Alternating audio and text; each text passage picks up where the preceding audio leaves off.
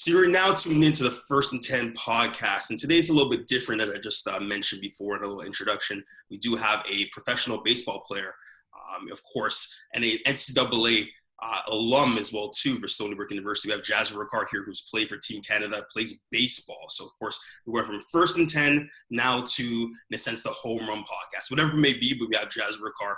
Thank you and welcome to the show. Hey, thanks for having me, man. I appreciate it. Of course. So I've known Jasvir for quite some time, both Brampton natives, Ontario natives, and I'm just going to get into his life in general because a lot of people are not aware about these things. I think I want to bring light to that. But first off, getting into baseball, you went to Brampton Secondary School, of course, with me at Brampton Secondary School.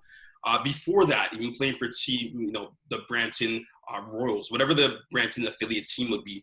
Your journey with baseball, where did that start, and who inspired you to get into it altogether? To be honest, it feels like so long ago, but I just started in Brampton. I mean, there's about three of my cousins as well, and my brother that just kind of started dabbling with baseball, just almost like trying to find a summer sport. We played basketball in the winter. We all started playing baseball and realized that we're actually decent at it. So kind of just stuck with it, learned the game as we grew, and all of us went on to play pretty far. So it worked out. It was a good decision on our end. But, yeah, I started playing in Brampton just really young. Got it. So what you said, too, in a Sportsnet article and a few other articles is that even your dad said that you pretty much learned this game together. Like, you guys learned this game together, played a lot together in a sense. When it comes to that, and you even saw that you are a fan of Sudoku, it says, like, your interest. And I'm like, I've known you for a long time. I never knew you were into Sudoku either. But playing baseball from a young age, playing from all that chance, going into high school now, and playing for like a rep team and a travel team, is that when you first got noticed saying, hey, I think I'm elite, like this is a possibility where I can actually go somewhere with the sport? Just to go back to what you're saying about my dad, like, yeah, so for us, being an Indian family, like nobody knows baseball. Nobody really thinks twice about putting their kids in baseball. It's more soccer. Now basketball is becoming bigger. But back then, I think just the Jays World Series run in 91, 92, it kind of opened my dad's eyes and my mom's eyes towards baseball. They still didn't know that their kids were going to play it. So realistically, like while I was learning as a kid the rules of the game, so were my parents. And it's kind of like all of us learned it together since it was something new. Like none of my adult figures in my life played the game. So it just learning as we went, and I guess all of us realized how far we could take it. So with regards to playing, like, yeah, I played for Brampton growing up, like the rep team. It was good. It was competitive baseball. We had a really good team. But I think the biggest jump you had to make was that once you realize that you want to step it up and you want to play at a higher level, you got to start playing travel ball because you have to go down to the United States. Mm-hmm. And I missed a lot of high school just going down. Most Fridays I would be away down in the U.S. playing, and it's just even then. So when I was playing for those teams, I didn't realize how far I was going to take it. It was more so, yeah, like I'm playing because I'm good. I enjoyed it. It's fun. It kept me busy. In my dad's mind, it kept me off the streets. Yeah, it's just, I think I'd say in grade 12 was when I really, really realized, you know what, maybe I can get a scholarship. Maybe I can play. Maybe I should start taking this even a step further and get a little bit more serious about it. So with that being said, of course, when you're getting more serious in grade 12, grade 11, doing the travel ball, and like you said, leaving school on Friday, I do remember that in a sense. And even in grade 12, when we're going through it, so a lot of people don't know we're actually good friends. So I do know you. Like it's interesting to get this perspective from you itself. But Matt Senk, where exactly did he start recruiting you for to go to Stony Brook? Because you did end up going to Stony Brook, and which other schools were kind of interested in that time? Is it just from different? Like, did they approach you at tournaments down south? Like how did that relationship start manifesting? So for the most part, it's going down south to like showcases and stuff, where it's not even tournaments. It's just like as a pitcher, I would just go down and throw a 20-pitch bullpen, and that was it.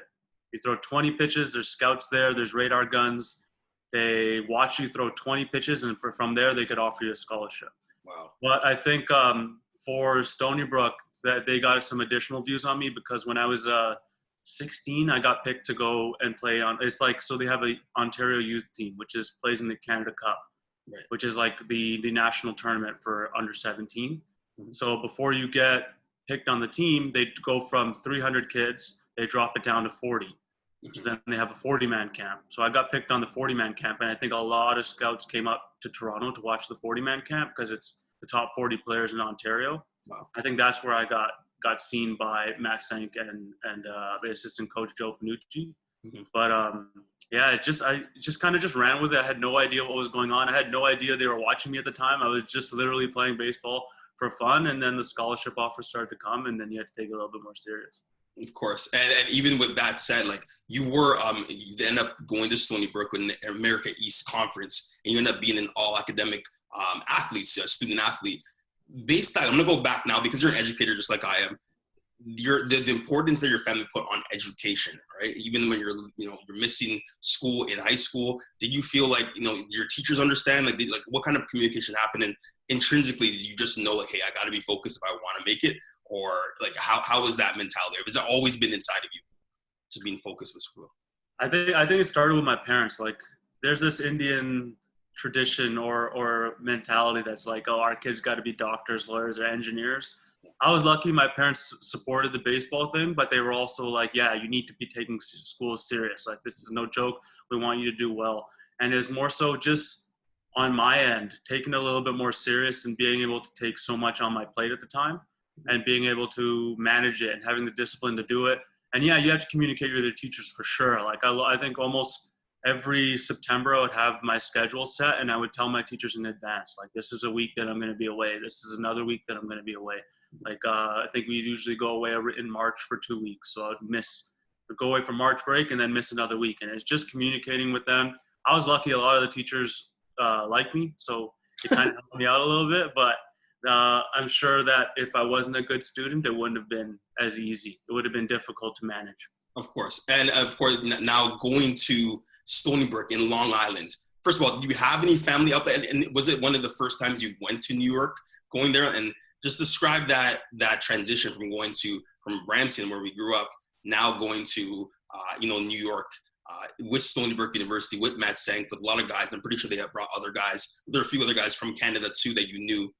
Going with you. So was that transition easy because you had other players that are same age as you going from Ontario to New York for Division I baseball? How was that transition?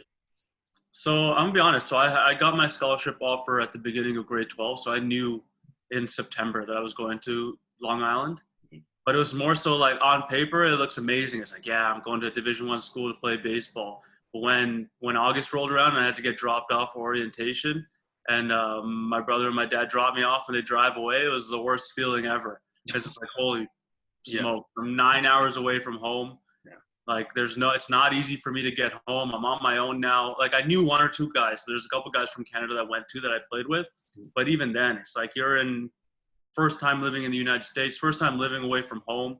It's a different experience. I'd say that first year was the hardest year of my life. Just adjusting to the Division I athlete life and also adjusting to living away from home and not being able to go home for the weekend even.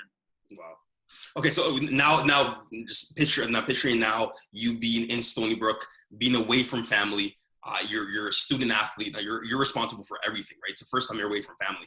How is the day-to-day? Like when it comes to like you waking up is it spring training, of course, going to your classes, like how is the schedule different from a regular student than it is to an NCAA Division I athlete? The change is crazy. It's unbelievable. Like you go from I'd say the change from being a Canadian athlete, like a high school athlete on a travel ball team, and then going to the United States and experiencing that Division I atmosphere. It's different. Like when I was here and I was playing at a pretty high level at home, trying to get scouted, I'd say I maybe thought about baseball 3-4 days a week. And you still had 3 days where you're at home, just kind of relaxing, doing your own thing, chilling like a regular high school kid. When you get to university and a Division I university at that, it's like, wow, you start to realize that you're there for baseball 7 days a week. So if you're not thinking about baseball, you're going to fall behind.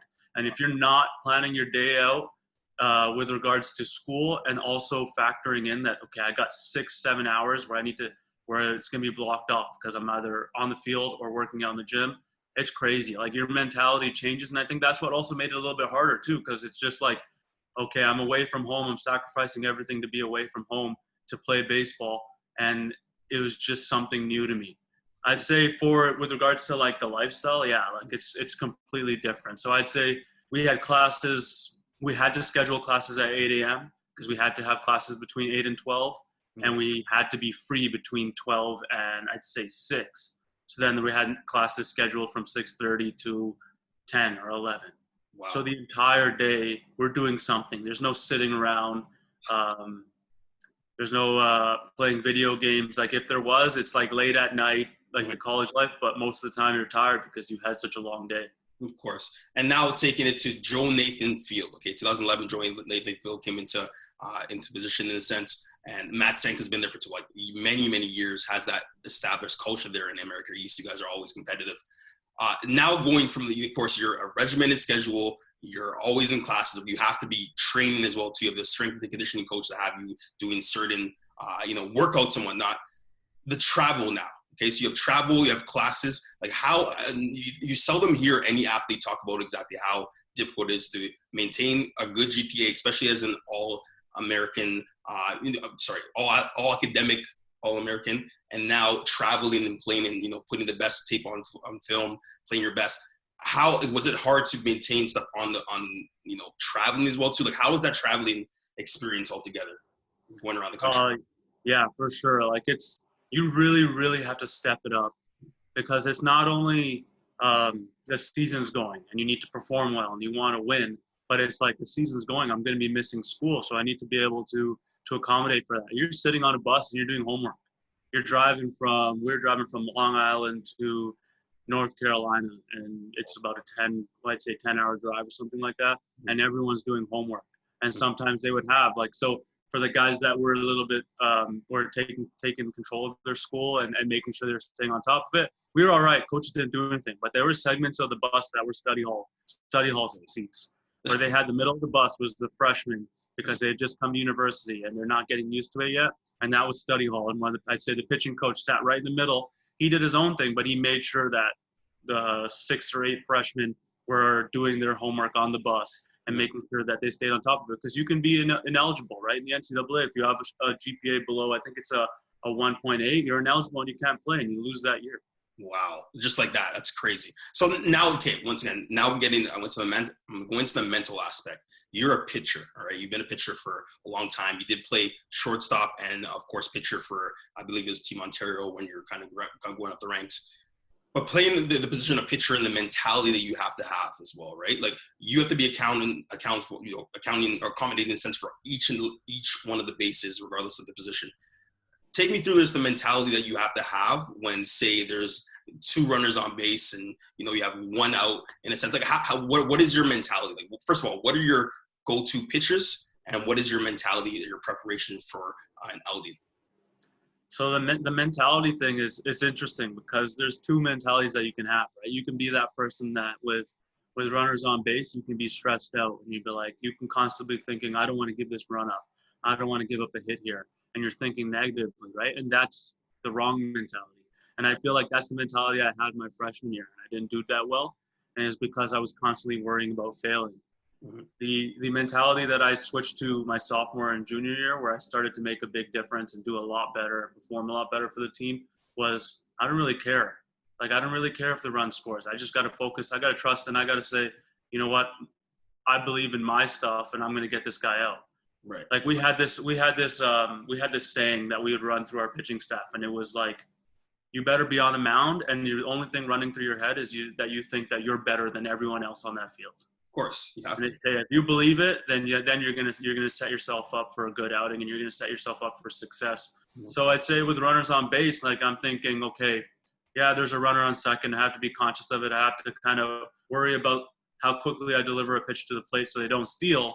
Mm-hmm. But the reality is now, even though I'm worrying about that guy on base, I still have to look at the catcher and make sure I throw a good pitch, because if I get that guy out, I have a good chance of getting the guy on base out and making sure he doesn't run, right? Make sure he doesn't score.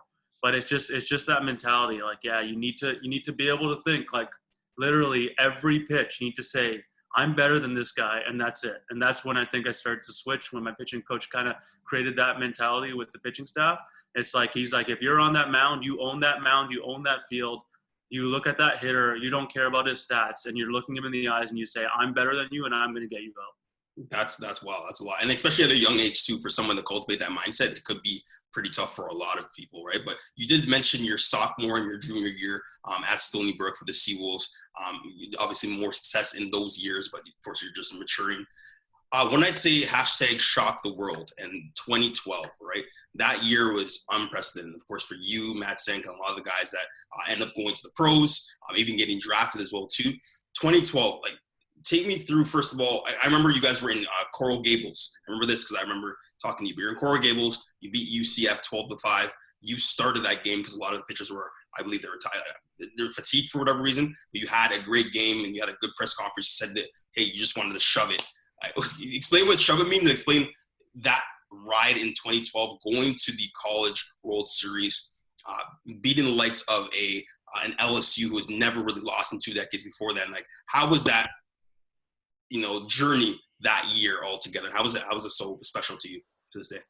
So to be honest, for the world, it was shock the world. The hashtag was, but we knew we were good. We knew we were underrated, like severely underrated. We knew it. Like we had a lot of good players. We had first rounder, and it was just because we're from the Northeast. Like baseball schools in the Northeast, and especially our conference, don't get a lot of respect just because we're not the big ACC or the Pac-12 and those conferences, right? But we knew we were good. I think we had only lost 10 games before even the tournament started. So like we knew we were really, really good. And when we went to Miami for the regional, we knew we had a really good chance of winning it because of the teams that were in it as well. I'd say that start that you're talking about, so I'm generally a reliever. Mm-hmm. What happened was, so we won the first game and then lost the second one, and it's a double elimination. So if you lose one, you have to win every game moving forward, otherwise you're out. Yeah. So our pitching staff was going balls out, everyone was throwing, everyone was going full throttle, and it was almost like you didn't know who was going to start the next game. You literally were like, we had one game that day during the day. I'm in the bullpen sweating in Miami. It's so hot. I'm sitting out there. I warm up 3 times. I don't get into the game because the situation doesn't dictate it. And then we have a 45-minute turnaround till the next game. And the coach comes up to me with 30 minutes before the game. And he says, hey, Jazz, you're going to start. Wow. And I didn't even have time to think about it. I didn't even have time to worry. I didn't even have time to stress. Just like, oh, man, I need to make sure I'm warm. And on top of that, we had a really good catcher. So the catcher was beyond his years in terms of managing the pitching staff. So I wasn't worried in terms of prep. It was more so like, you know what, when I say I want to shove, it's like I need to throw strikes. And if I throw strikes and I trust myself and I know that, you know what, my stuff's good. And like I said, I have that mentality where I'm going to think every hitter, I'm better than this guy. Then I'm going to give my team the best opportunity to get to that next stage. And I think I did. Like I think I threw 6 innings that game. Yeah. And that's as a reliever picking up 6 innings when the pitching staff's being torn apart because everyone's throwing as much as possible. I think that was sometimes I look back at it and I said, I don't even remember it because you just black out and you have this mentality where I'm just going to go out there, I'm going to do my thing. And you think about it afterwards and you reflect on it. But in the moment, you don't really remember it because you're just doing your thing, right? You're just in the moment. And that's really similar to, say, a quarterback too. Like when say a back quarterback's being told, hey, you're going to start the next game. You have no time to think. You just got to get right in the game and be prepared. And it's like next man up mentality, right? So in that regional now, you guys win that regional. You go on to play LSU. Would you say, because I remember talking to you back in the day, you said like that was the craziest fan base you've seen at that time. Like as you progressed in those regionals, not going to the College World Series, was that like would you say that LSU was the craziest atmosphere you've ever been in front of? And how did baseball in the East stack up to baseball now going down south with these fan bases, with these crazy scouts, everything, all the pressure that has to do with it? Like how was that experience? I mean, it's crazy. So in the Northeast, if we're playing baseball, there's probably 150 people in attendance at the game. And 50 of those people are the players. Okay. But you go to LSU and they have massive stadium, the box, and it's sold out because it's super regional. And LSU is ranked I think they were ranked number 2 in the country at the time. Wow. And they just have LSU, I think sports fans wise, they have the best support, one of the best supports as for a college sports team in the nation. Like it was unreal. They were sold out every game. They were loud the entire game. They're screaming. They're going crazy. They're rooting against you. You go to, like one time there's a rain delay and they didn't have a bathroom in our dugout, so we had to go to the to use the public bathroom, so like the stadium bathroom, and you're just getting absolutely roasted in the bathroom. Like, it's playful, but it's funny because it's just like you're not used to this. Maybe if you're used to it, you take it to a little bit more offense to it, but it was funny. Like, I remember getting roasted, just going to the bathroom and just fans in there, and they recognize you're a player. Obviously, you're wearing the uniform, and they're just talking smack, right?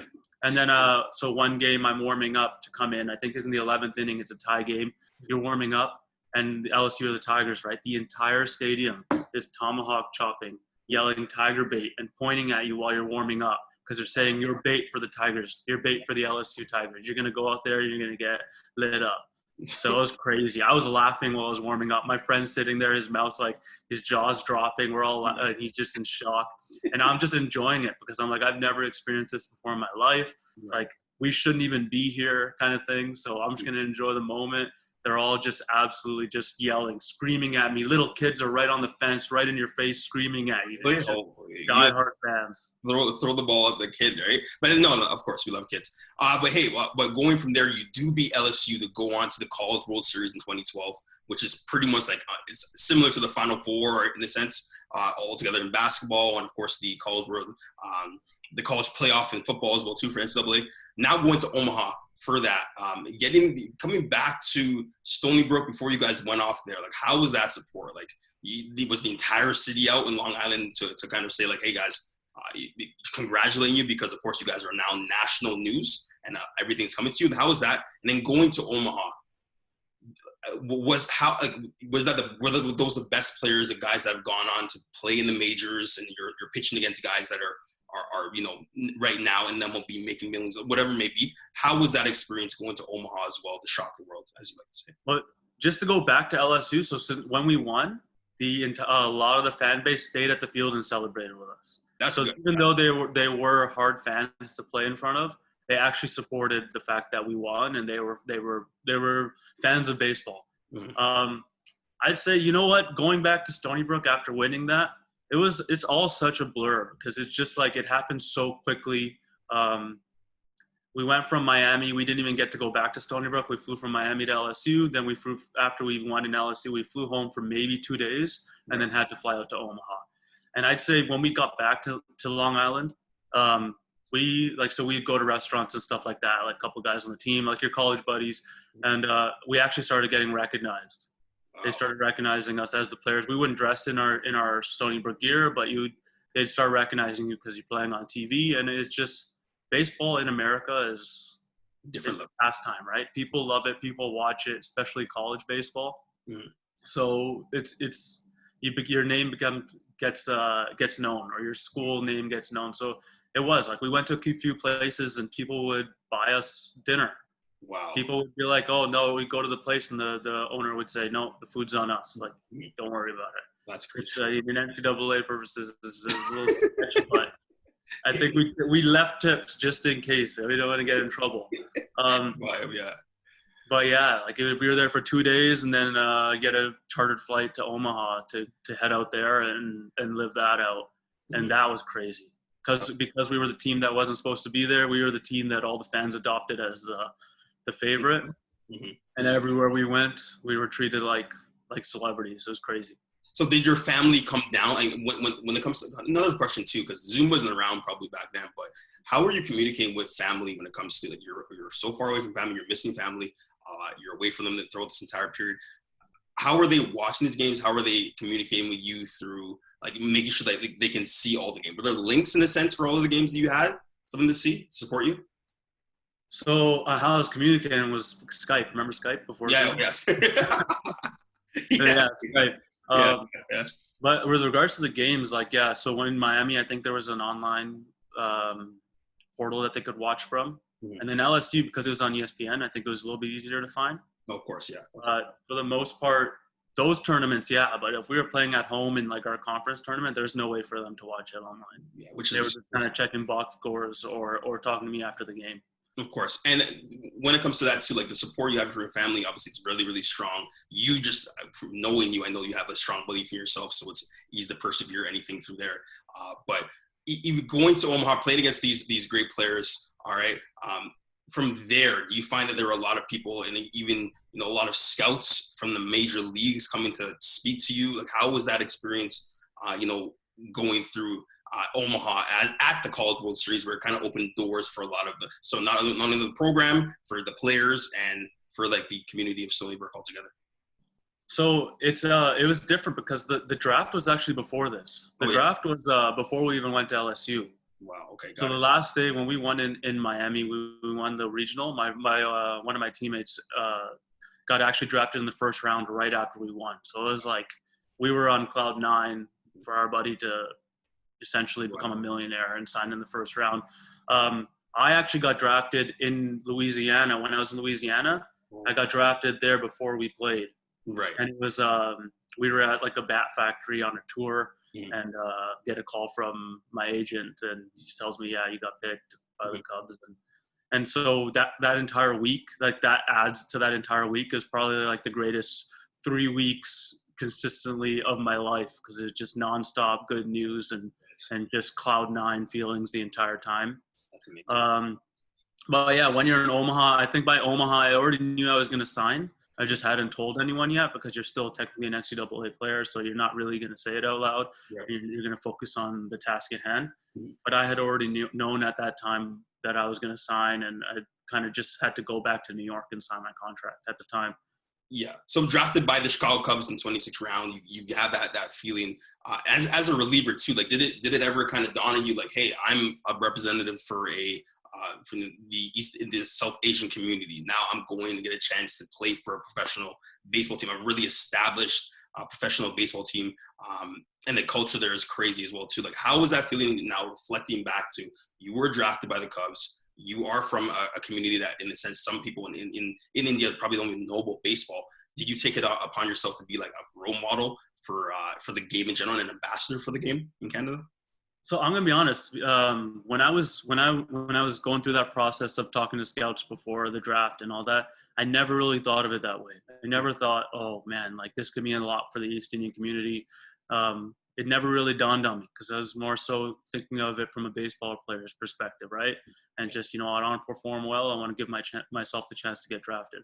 It wasn't until after I got drafted that people started to make it aware to me that, oh man, look what you're doing. You've made a little bit of history here for being Canadian, Indian-born player to get drafted. And then I start to realize, wow, like this is a platform's getting created, and there's a little bit more responsibility on my shoulders in terms of representing a culture and representing people on that platform, right? In sports. So then I started to become a little bit more conscious of it and make sure that, I did my best to be open and be able to communicate with whoever wanted to, like say young South Asian kids, or just young kids from Brampton in general. It doesn't have to be South Asian, just to give them that, because not a lot of Canadians get drafted. So it's true. More so you get that Canadian platform as well.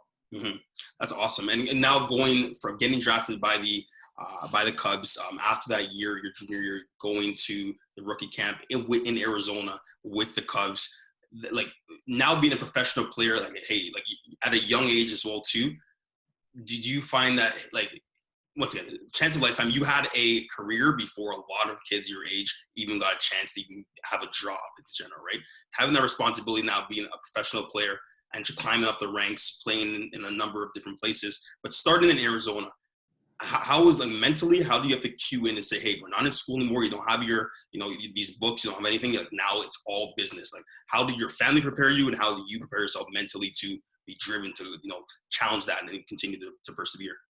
So like I said, remember the jump from high school to college was big, right? Because now you're worrying about baseball and school at the same time, and it's a 24/7 job.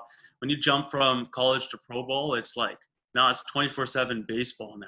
And baseball is such a mental game that's almost too much time to be thinking about baseball, because you get stuck into your ups and downs, and it's really a roller coaster ride. So you really have to be prepared to, deal with that, but you're also getting paid to do it, right? You're not getting paid a lot, but you're getting paid to do it. So you got to perform, and you got to be able to show up every day and get the best out of yourself.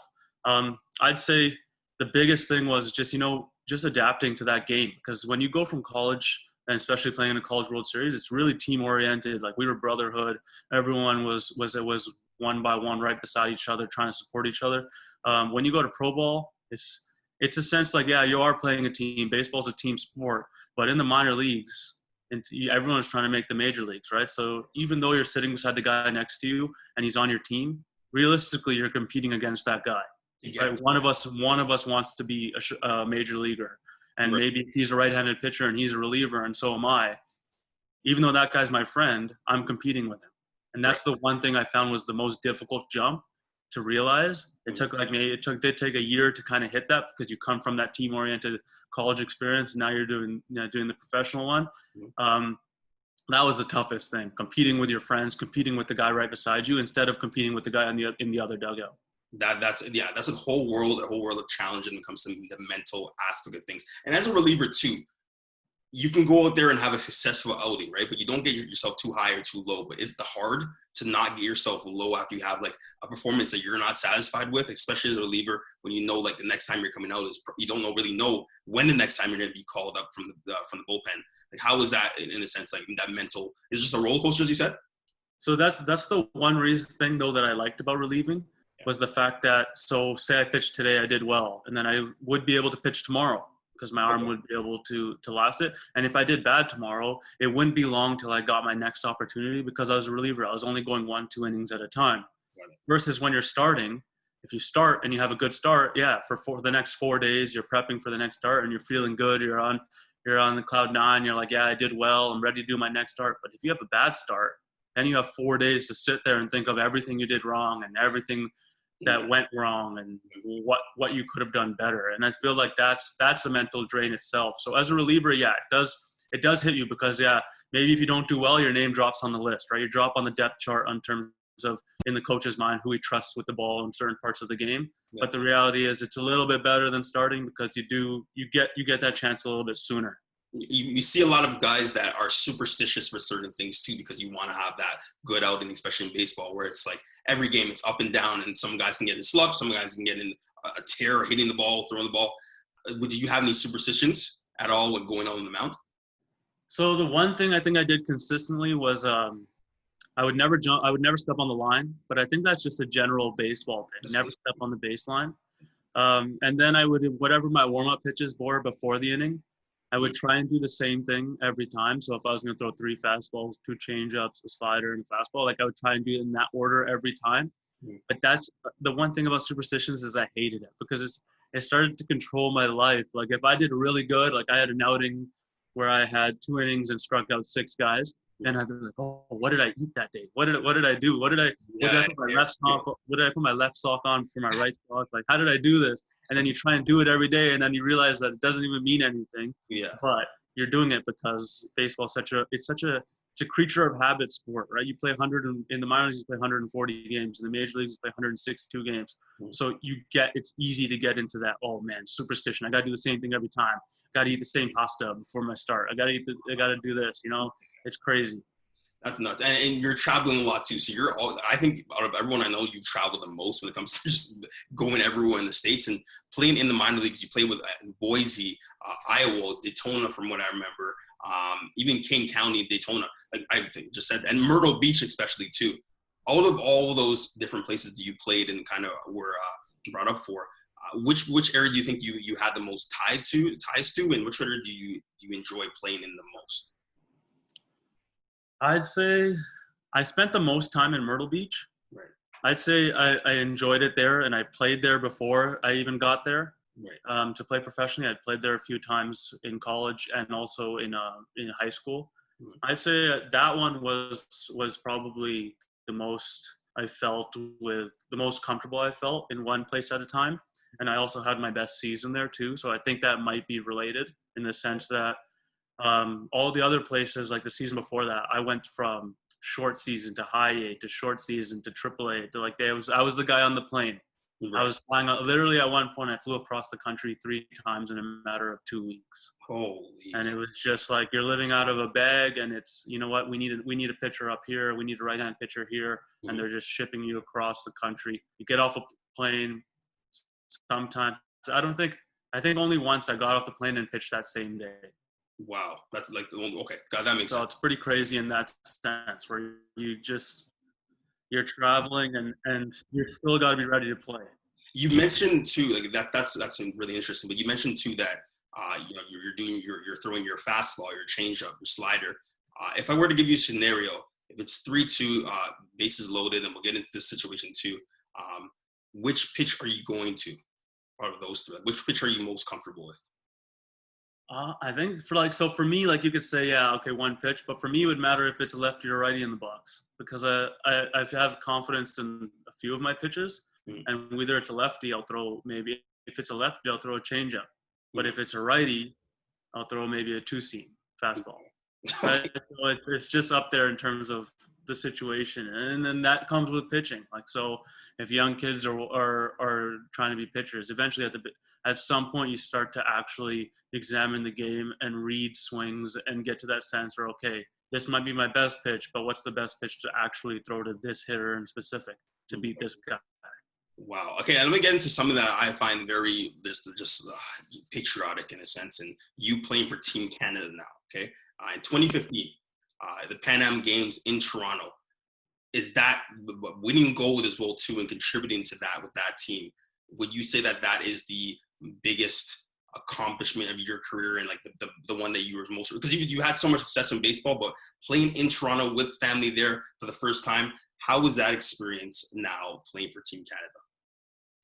So I'd say before that, the College World Series was obviously up there in terms of the highlight of my life. But that week, that getting called to play for Canada and get that opportunity is probably one of the most, and then getting to do it at home was the best baseball experience I've ever had in my life. And it was like I was in Myrtle Beach. I knew I was on the list. They reached out to they only take 25 guys, but they reach out to about 50 or so, and they let you know that yeah, you're on the list. Where we haven't made the team yet, but you're on the list. Then they had actually announced the team, so I didn't make it initially.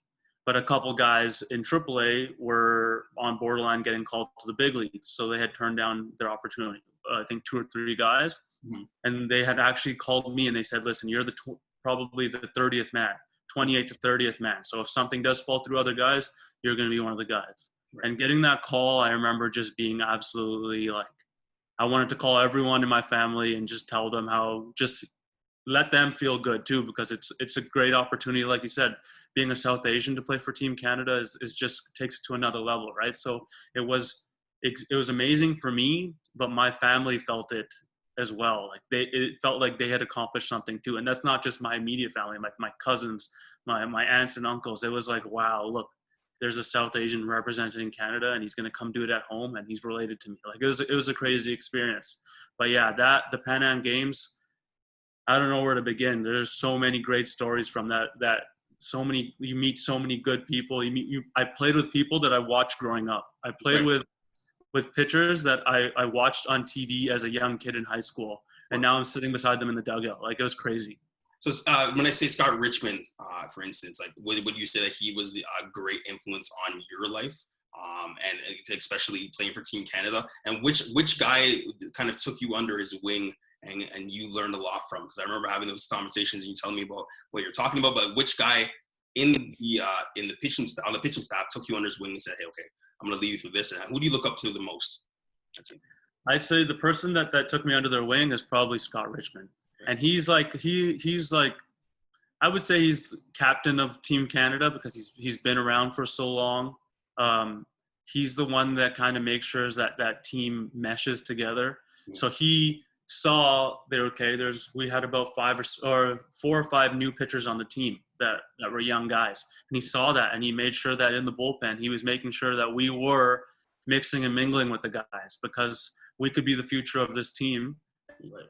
And he wants to make sure that that culture or whatever, that mentality that they have, which we discussed, gets carried on into the future. And I'd say it was him. Like, and it's not so much like him taking me under my wing, like, oh, like I'm going to show you the ropes. It's also him busting me and making fun of me too, so that I do feel comfortable and I do feel like I'm an active part. Like I remember, he's always getting on me about the way I walk to the bullpen with my glove hanging out of my bag. He goes, "Come on, look professional. Put that shit in your bag." right? You know what I mean? And it's just, it's funny. I feel like he made it so that I actually felt comfortable, and then I was able to perform. Because the more comfortable you're on a team, the better you're going to perform. If you're nervous and you're worried about, oh man, everyone's going to watch me, I hope I don't suck, kind of thing, then you're not going to do well, because that mentality changes, right? So that camaraderie you have with the team is so important. I remember even when you're playing in Myrtle Beach, your team was so like so close, and you won championships in that division through that time too. But when I take you to this now, I'm going to say 2015 was a big year for you. 2015, the WBC Premier 12, Chinese versus Chinese Taipei. You're there at 7-5. How that clutch performance that all of us were watching here in the morning? It was probably night. It was nighttime over where you guys were over there. Explain that atmosphere and how that kind of shaped you, and just that experience, especially with that performance, because that's something that we all resonate with because we were watching. So that was my second time on the national team, and the pitching coach, actually Paul Quantrill, came up to me at the beginning of the tournament, and he said, "Hey, I know this is your second tournament. I know you're still new, but," he goes, "I'm going to tell the coaching staff that they need to pitch you if we want to do well in this tournament." He's like, "I know you can do it." And I think for him, it was like I reminded him a lot of himself. I didn't throw as hard as him. I wasn't as good as him. But in terms of like being that durable, reliable person in that sense, as a pitcher, I reminded him of himself. So he was a great person pushing me in terms of my career and also supporting me on Team Canada. So he goes, "They're going to pitch you." He goes, "Just be ready. I don't know when it's going to happen. They're going to pitch you." And I'm sitting there. It's the bases loaded against Taiwan in Taiwan. Now, this is the craziest crowd I've ever played in, because they're absolutely going ballistic. Baseball in Asia is another level of baseball. Bases loaded, no outs, and then all of a sudden I hear, "Jazz, get hot. You got to get ready." So I get up, I start warming up. I must have thrown 7 warm-up pitches. Wow. And I'm going into the game because it's bases loaded, right? And I think we were up by 2. So it's a tight situation. I think it was the 6th inning. And I go in, throw 7 warm-up pitches right into the game, and I black out. I don't remember anything. There's a video of it on YouTube, but I do not remember anything. The only thing I remember is so I get the first out, and the only thing I remember is I was so confident in my stuff and that I was going to beat the guy that I knew he was going to hit a ground ball and get a double play. But I was thinking, I just pray that he doesn't hit the ball back to me. Right. That's how confident I was. I knew I was getting a ground ball. I was just hoping he didn't hit it back to me. And what happens? The guy hits it back to me, and I have to make a play. I mean, it worked out, but it was crazy because Quantrill comes up to me after, and he goes, "Usually when guys throw 7 warm-up pitches in the bullpen, I'm usually worried that they're not going to do well." He goes, "For some reason, when you went out there," and he goes, "I wasn't even worried, because I didn't care how you warmed up. I just knew that, you're probably going to get the job done." So it was crazy. And then the atmosphere, so in Taiwan, they scream the hitter's name the entire at-bat. So the entire at-bat, they're yelling the guy I'm facing's name.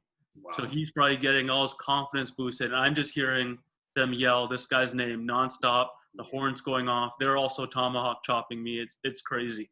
That was definitely the craziest baseball atmosphere I've seen. It's crazy in the States, but I think that was extremely nuts. But just by throwing the baseball, you've traveled the entire world just by doing this all, and even down to Lima too, when you were 2019 last year as well too. When it comes to just playing for Team Canada, like, how does it feel? Like, you're representing your country. You're obviously very proud of it, but looking back, you say like, hey man, like that's one of the coolest things. Like, not too many people in Canada get to do that. So the fact you get to do that, like how much as a representative of the South Asian community, do you feel like, hey, this is like crazy that I'm doing this? And I don't know, how do you express that? How do you think? How do you reflect upon it? To be honest, putting that jersey on, it's a different feeling. Like it's a proud feeling. It's a feeling of, everything I did in my life playing baseball wise, it paid off to put that jersey on. And when the national team director, Greg Hamilton, calls, like, I have the utmost respect for him. He's like one of the biggest baseball minds and baseball personalities in Canada. And he has the most respect even in the US as the national team director. So when he calls, you know that, what, they thought this through and they picked you, and it makes you feel even better because not only are you representing the country, but there's big baseball names like Greg Hamilton, Ernie Witt, Paul Quantrill that are choosing you to go and represent your country. So that adds to it as well. But yeah, putting that jersey on, it never got old. I've gone on 5 tournaments with them, every time I saw that jersey in my locker and I saw all the gear, it was the same big grin smile that I had, because it's just like a little kid in a candy store, you know, getting that opportunity to play and represent your country. Being a South Asian, yeah, that's something to think about too. It's just like, wow, in this sport, in a sport where we don't really play, Yeah, it's crazy. it's crazy. And you even had a quote saying, "I had a teammate tell you, like, in 100 years, there's still not going to be anybody who looks like you in the majors." And you said, "Okay, well, I guess I'll see. I guess we'll see," right? When it comes to that, too, like the biases that they have when it comes to just when it comes to like stereotypes of different races and what sports they play.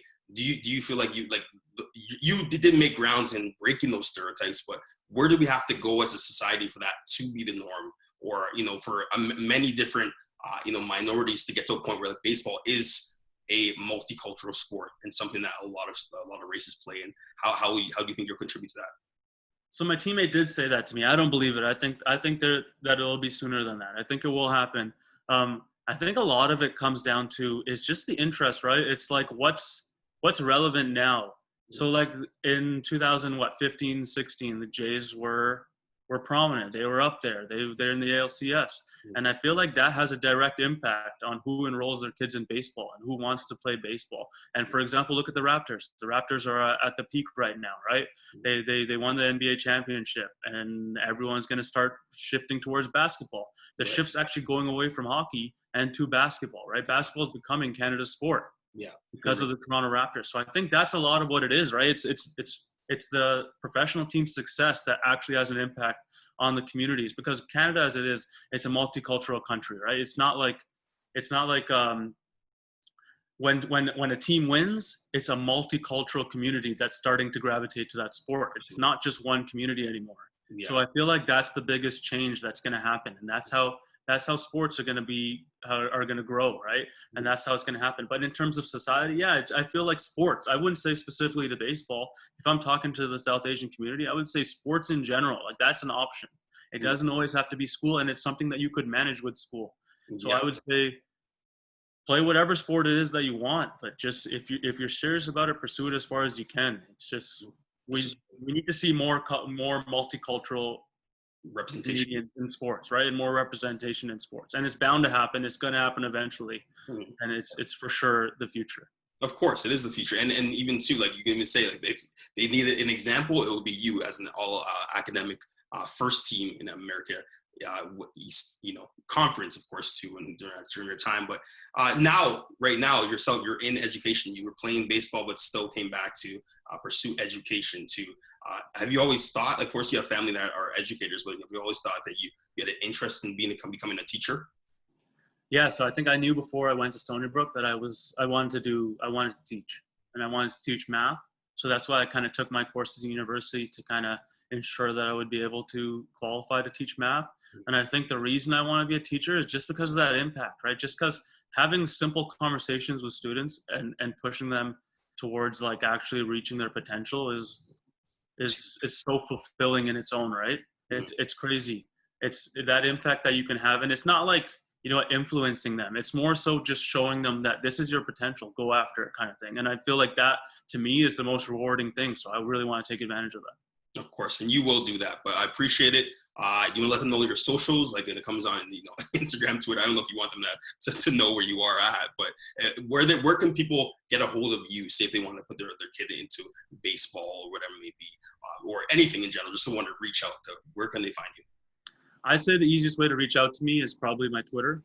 Yeah. I still have it. I use it often, and I can check it. I usually check into it and have conversations with people. If they do reach out to me, I'm always open to reaching out and helping people, pursue sports for sure. Like I'm a big advocate of sports. I know how much it impacts someone's life in terms of preparing them for their futures, or even keeping you occupied. It's a great thing. It's a great release from life sometimes. So it's amazing. All right, that's amazing. Well, thank you very much for joining the First and 10 podcast, our first baseball host, and hopefully we'll have you in the studio soon. But thank you very much, Jasvir. This is the First and 10 podcast. Keep balling. All right, man. Thank you. For sure.